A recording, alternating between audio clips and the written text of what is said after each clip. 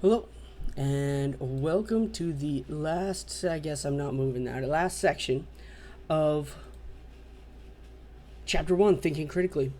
The reason I chose this chapter actually is because the one thing that we all need to do in our lives these days is think more critically. We have disinformation coming to us from all around, all sides. Everybody has their own best interest in mind.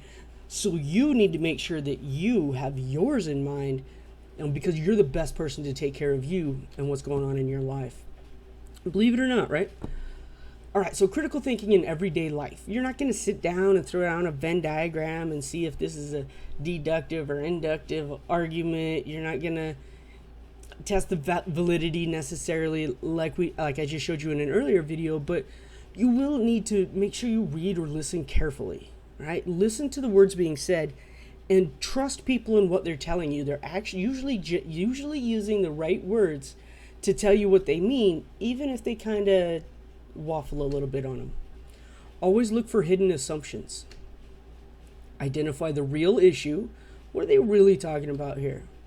Understand all the options. A lot of times people are presented with this or that, and there are frequently 3, 4, 5, different options that you could look at instead. Watch for fine print and missing information. Are any other conclusions possible? I mean, that's kind of like number 4. Watch for outright fakery. Like, people just lie for whatever reason. And I'm not talking about in our personal lives. Companies, as they're selling things, buying things from you, just watch out and don't miss the big picture overall. All right, so let's look at the argument of building more prisons. The following argument: we should build more prisons because incarcerating more incarcerating more criminals will reduce the crime rate. Write the argument first as a conditional statement.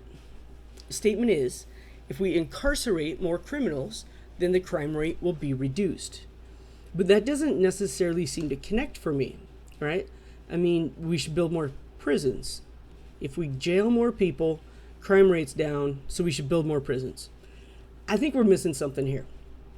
If we include the hidden assumptions, what we have is we should build more prisons because incarcerating more criminals will reduce the crime rate.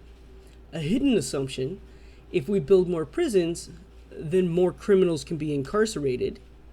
What we actually said was the next thought: if we incarcerate more criminals, they're still not chemicals. Then the crime rate will be reduced. But hidden assumption: if the crime rate is reduced, we'll have a more desirable society. Hidden assumption: if the policy will lead to a more desirable society, that it should be enacted. Oh, what's our conclusion? We should act and we should build more prisons. But notice in this statement, we have at least 3 hidden assumptions in order to make those connect up. Mailman must be here. My dogs love him. I apologize if I yell at him on the video. Alright, that's it though. That's how I yell at him. Analyzing the following segment of an editorial from a local newspaper. With last Saturday's sellout crowd at the Moonlight Amphitheater, it's clear that the parking problem has gotten worse. Concert goers parked along residential streets up to a mile away from the amphitheater, badly overcrowding sidewalks, blocking driveways, and disrupting traffic. In light of this parking problem, future concerts should be banned. Now, if you live anywhere near the university, you know that you have students parking all over the place all the time, all right, all semester until you teach them that they can't park there. All right, but this is, I don't know, it's a little hasty there. Okay, so the premise is there's a parking problem for concerts at the theater. Conclusion: future concerts at the theater must be banned. What does the theater do then? The rest of the argument simply lists reasons why the parking problem is serious. But is a parking problem really a good enough reason to ban all future concerts? After all, parking could have many solutions, right?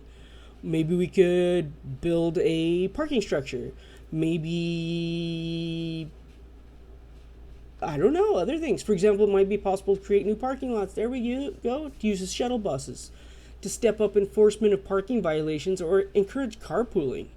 Maybe from a local parking area, that shuttle bus could take you down. That's what we do sometimes here for, think about it, the Renaissance Fair. Parking is frequently an issue for the Renaissance Fair, the first weekend in November in Las Cruces. And shuttle buses actually help people go from other areas and bring them in. The weakness of the argument should make us wonder whether the editorial writers are really concerned about parking or whether they're using this issue to oppose the concerts themselves. Perhaps they're responding to a few vocal residents who complained about the parking problem.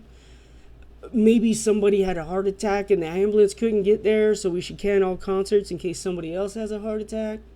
It's hard to know for sure, but it seems unlikely that parking is really the only issue. All right. And another example, a safe investment. Marshall was nearing retirement age and was concerned about his retirement savings. He thought the stock market was too risky, so he's put his money into a certificate of deposit at his local bank. We'll be talking about these in Chapter 4, I believe, in the future. Like most CDs, the one at his local bank was federally insured by the FDIC, which insures bank deposits up to, I think it's up to $250,000. It might be up to $1 million now in the United States. Federal Depositors Insurance Corporation, but its interest rate was quite low. Then he heard about this offer. Our certificates of deposit have high interest rates, star. You'll the highest interest rate you'll find anywhere, more than double that of most other banks. For a combination of investment safety and high interest, there's no better choice. Our high yield comes from our unique ability to invest in valuable offshore assets. All right, so this is so important. That's the fine print. Marshall transferred all his money into one of these high yield CDs. 2 years later, the bank offering these CDs failed, and Marshall learned that he would not be able to recover any of the money he had lost. So what happened? He lost his retirement savings because, unlike most CDs, this one wasn't insured by the FDIC. Because it was out of country, it wasn't guaranteed.